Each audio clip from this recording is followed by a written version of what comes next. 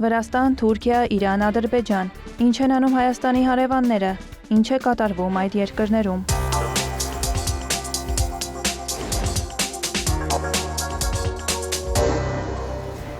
Վրացական երազանք կուսակցության հիմնադիր եւ պատվավոր նախագահ Բիձինա Իվանիշվիլին հանդիպել է Ադրբեջանի նախագահ Իլհամ Ալիևի հետ։ Հանդիպմանը քննարկվել են էներգետիկ, տնտեսական, ներդրումային հարցեր, անդրադարձ է եղել Բաքու, Թբիլիսի, Կարս երկաթգծին։ Իվանիշվիլին հայտարարել է, որ Վրաստանի եւ Ադրբեջանի միջև բարեկամական հարաբերությունները գտնվում են ամենաբարձր մակարդակի վրա եւ սերտ գործընկերությունն ընդհանուր առմամբ հավասարապես ծառայում է ինչպես Վրաստանին, այնպես էլ Ադրբեջանի ազգային շահերին։ Իվանիշվիլին նաեւ շնորհակալություն է հայտնել Իլհամ Ալիևին Հարավային Կովկասում խաղաղության եւ կայունության խթանման համար։ Ալիևն էլ նշել է, որ Վրաստանը ներդրումների համար ամենագրավիչ, կայուն եւ հետաքրքիր ուղղություններից մեկն է։ Ադրբեջանի նախագահը վերահաստատել է տարածաշրջանում խաղաղության եւ կայունության պահպանման ուղղությամբ համատեղ աշխատանքը շարունակելու պատրաստակամությունը։ Ալիևը պետական այցով Վրաստան է ժամանել ապրիլի 6-ին, հանդիպել Վրաստանի նախագահ Միխեիլ Կավելաշվիլու եւ Վրաստանի վարչապետ Իրակլի Կոբախիձեի հետ։ Տեղի է ունեցել երկու երկրի պատվիրակությունների հանդիպումը։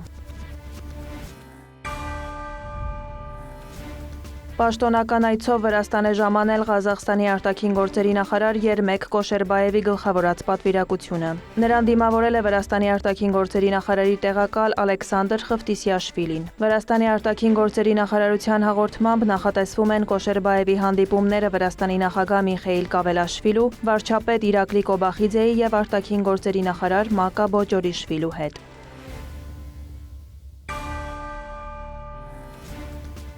Վրացական երազանքը նոր փոփոխություններ է նախաձեռնել Վրաստանի դրամաշնորհների մասին օրենքում։ Իշխանությունն առաջարկում է նոր կարգավորումները չտարածել արտասահմանյան ֆինանսավորման մի մասի վրա։ Փոփոխության համաձայն դրամաշնորհ չեն համարվի այն միջոցները, որոնք կհատկացվեն երկրում հավատարմագրված դիվանագիտական եւ հյուպատոսական ներկայացուցչությունների կամ միջազգային կազմակերպությունների կողմից օտարերկրյա պետությունների քաղաքական շահերի կամ դիվանագիտական առաքելությունների գործունեության հետ կապված նպատակներով։ Նշվում է, որ փոփոխություններն անհրաժեշտ են ընդամենը օրենքի հստակ մեկնաբանման համար, քանի որ գործող խմբագրությունը առանց այդ էլ չի տարածվում նման ֆինանսական հատկացումների վրա։ Օրենսդրական փաթեթը, որը հաստատվել է 2026 թվականի մարտի 4-ին, զգալիորեն ընդլայնել է դրամաշնորհի սահմանումը եւ ներառել ինչպես ֆինանսական, այնպես էլ ոչ ֆինանսական աջակցությունը, եթե այն կարող է օգտագործվել Վրաստանի ներքին կամ արտաքին քաղաքականության վրա ազդեցություն գործելու համար։ Օրենքի համաձայն առանց Վրաստանի կառավարության համաձայնության օտարերկրյա ֆինանսավորումը ենթադրում է պատժամիջոցներ, ներառյալ դրամաշնորհի գումարի կրկնակի չափով տուգանք։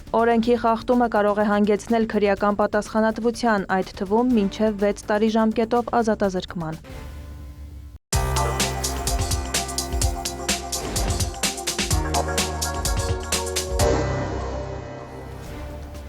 Թուրքիան ջանքեր է գործադրում, որպեսզի զենքերի ձայնը լռի եւ բանակցությունների համար տարածք բացվի, հայտարարել է Ռեջեփ Էրդողանը, խոսելով Մերձավոր Արևելքում պատերազմի մասին։ Նրա խոսքով վճռական են օգտագործել նույնիսկ ամենափոքր հնարավորությունը։ Թուրքիայի ղեկավարը նշել է, պատերազմը չափազանց թանկ է նստում ողջ մարդկության վրա։ Էրդողանի խոսքով, ովքեր այսօր խաթարում են խաղաղությունը միայն իրենց քաղաքական կյանքը երկարացնելու համար, չպետք է մոռանան, որ վաղը իրենք խաղաղության, արդարության եւ օրենքի կարիք կունենան։ Պատմությունը լի է դրա օրինակներով։ Ժամանակները փոխվում է նաև իշխանությունը։ Նրանք, ովքեր այսօր գնում են Հիտլերի հետքերով, ոչ միայն գործում են մարդկության դեմ, այլև իրենց նույն Հիտլերի դերում են դնում սեփական քաղաքացիների նկատմամբ։ Ամենաուշագրավն այն է, որ Հիտլերը զոհ դարձավ այնպիսի հավակնությունների, որոնք նա չէր կարող վերահասկել, մեծ տառապանքներ պատճառելով իրեն, իր ժողովրդին եւ ամբողջ աշխարհին։ Կառավարության նիստից հետո Էրդողանն անդրադարձել է նաև ներքաղաքական հարցերի, տեղեկացրել արտահերթ նախագահական ընտրությունների անցկացում օրակարգում չկա։ Երկրի ընդդիմադիր Ժողովրդի հանրապետական կուսակցության ղեկավար Օզգյուր Օզելը պարբերաբար հանդես է գալիս Թուրքիայում արտահերթ ընտրություններ անցկացնելու կոչերով։ Ուկրաինայի նախագահ Վոլոդիմիր Զելենսկին անդրադարձել է Ռեջեփ Էրդողանի հետ վերջին բանակցություններին, ընդգծել դա ամենադրական հանդիպումներից մեկն էր։ Զելենսկին շեշտել է Անկարայի հետ գործընկերության կարևորությունը։ Նրա խոսքով Թուրքիայի հետ համատեղ աշխատանքն Ուկրաինայի համար ապահովում է էներգետիկ եւ լոգիստիկ անվտանգություն։ Զելենսկին Ստամբուլ էր մեկնել ապրիլի 4-ին։ Էրդողանը հայտարարել էր, որ Թուրքիան կշարունակի աջակցել Ուկրաինայի եւ Ռուսաստանի միջև բանակցություններին։ Նա նշել էր, որ Թուրքիան մեծ նշանակություն է տալիս Սև ծովում նավագնացության անվտանգությանը եւ կարեւոր էր համարել էներգամատակարարման հուսալիության ապահովումը։ Թուրքիայի արտգործնախարար Հական Ֆիդանը հանդիպում է ունեցել Անկարայում ԱՄՆ դեսպան եւ Սիրիայի հարցով ամենահատուկ ներկայացուցիչ Թոմ Բարաքի հետ։ Բարաքը բանակցություններն արդյունավետ է որակել։ ԱՄՆ նախագահ Դոնալդ Թրամփի ավելի անվտանգ տարածաշրջան ստեղծելու հայեցակարգի շրջանակներում ջանքերի շարունակման ֆոնին Թուրքիայի հետ մեր գործընկերությունը նախկինի պես կենսական նշանակություն ունի, X-ի իր էջում գրել է դիվանագետը։ Թուրքիայի տրանսպորտի եւ ենթակառուցվածքների նախարար Աբդուլքադիր Ուրալօղլուն հայտարարել է, որ Թուրքիային պատկանող Ocean Thunder նավն անցած գիշերվա դրությամբ բարեհաջող անցել է Հորմուզի նեղուցը եւ դուրս է եկել Պարսից ծոցից։ Նախարարի խոսքով հում նավթով բեռնված նավն Իրաքից ուղևորվում է Մալայզիա։ Ուրալօղլուն ընդգծել է, որ գերատեսչությունն ուշադիր հետևում է Հորմուզի նեղուցում տիրող իրավիճակին, ինչպես նաեւ իրական ժամանակի ռեժիմում վերահսկում է տարածաշրջանում թուրքական նավերի վիճակը։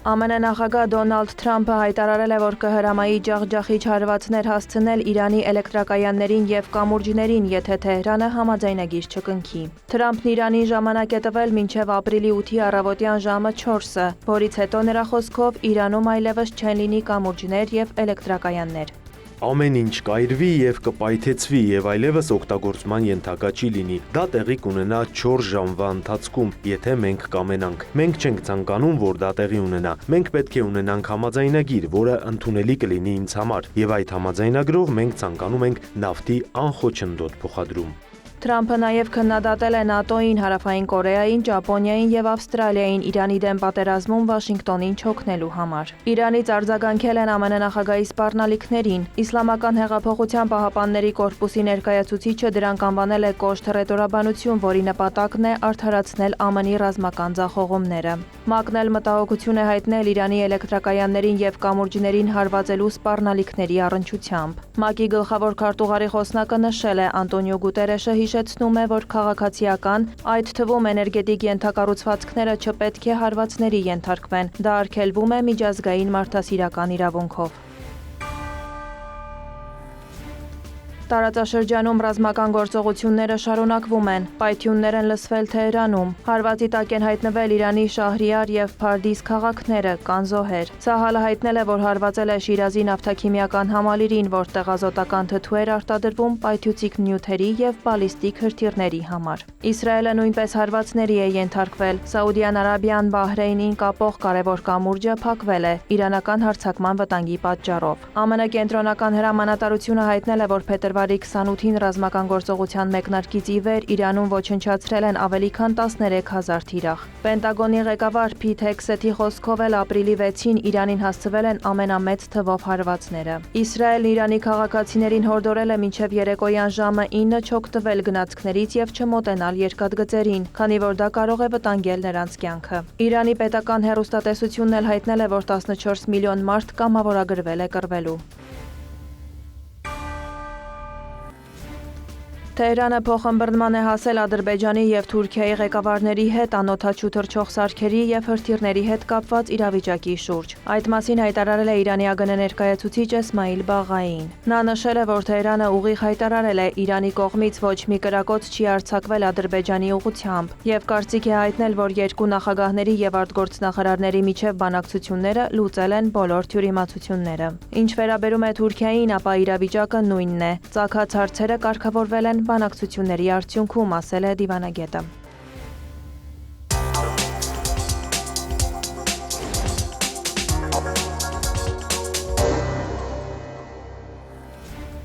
Ադրբեջանի Սահմանադրական դատարանի նախագահ Ֆարհադ Աբդուլլայևն ընդունել է Թուրքիայի գերագույն դատարանի գլխավոր դատախազ Մուհսին Շենթուրքի գլխավորած պատվիրակությանը։ Աբդուլլայևի խոսքով երկու երկրի ռազմավարական փոխգործակցությունն ունի աշխարհաքաղաքական եւ տնտեսական հսկայական ներուժ եւ ուղղված է տարածաշրջանում խաղաղության եւ անվտանգության ապահովմանը։ Նա ընդգծել է, որ Ադրբեջանի եւ Թուրքիայի միջև հարաբերությունները զարգանում են նաեւ դատաիրավական ոլորտում։ Թուրք պաշտոնյան եւս բարձր է գնահատել երկկողմ կապերը եւ եւ նշել, որ Բաքվի հետ հարաբերությունների զարգացմանը Անկարայում հատուկ ուշադրություն է դարձվում։ Հանդիպման ընթացքում մտքեր են փոխանակվել իրավական համակարգերի զարգացման, դատական ինստիտուտների եւ դատախազության մարմինների միջև փոխգործակցության ամրապնդման վերաբերյալ։ Ադրբեջանի արտակարգ իրավիճակների նախարարությունը շարունակում է 3 եւ գիշերային ժամերին տեղացած ինտենսիվ անձրևների հետևանքների վերացման աշխատանքները։ Բաքվի մի շարք շրջաններում Սումգայիթ քաղաքում Աբշերոնի, Խիզինի, Շաբրանի եւ Խաչմազի շրջանների տարածքներում իրականացվում են անվտանգության միջոցառումներ, այդ թվում ջրի արտամղման աշխատանքներ։ Առաջացած հետևանքների վերացման ուղղված միջոցառումներն իրականացվում են քաղաքացիական պաշտպանության ուժերի, Հրշեջ պաշտպանության պետական ծառայության եւ այլ արտակարգ ծառայությունների կողմից։ Վարդուհի Հարությունյան, հարևաններ։